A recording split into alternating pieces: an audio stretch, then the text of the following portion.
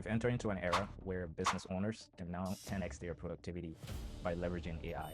And what used to take hours to do can now be done in minutes, helping business owners to focus on what really matters, that is building their business and building their relationships. And in this course, I'm going to take you from a complete beginner to an expert in the next few courses simply by leveraging one tool, ChatGPT. So if you are a business owner and you have no technical skills and you want to be able to 10x your productivity by leveraging AI, you don't know what it is, I will be teaching you how you can leverage ChatGPT for your business and how you can use it over the next few courses. So let's begin. Welcome to part 1 for our ChatGPT for Business Masterclass. Before we dive in, let's clear up two things. First of all, what is AI? AI is simply technology that can learn patterns and give human-like responses.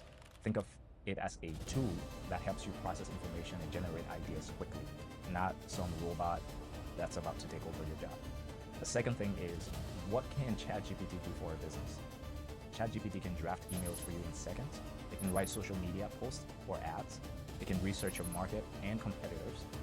It can create proposals, policies, or training materials for you. It can even brainstorm new project or service ideas. Now, let's do a live demo so that you can see what I'm talking about. So let's say you had a client that you emailed and that person hasn't responded yet. So what we can do is we can ask ChatGPT to write an email for us. So let's go ahead and do that. Write a polite follow-up email to a client who hasn't responded in 2 weeks. Keep it professional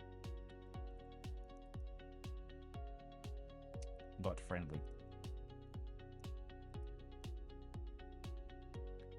And let's see what ChatGPT gave us.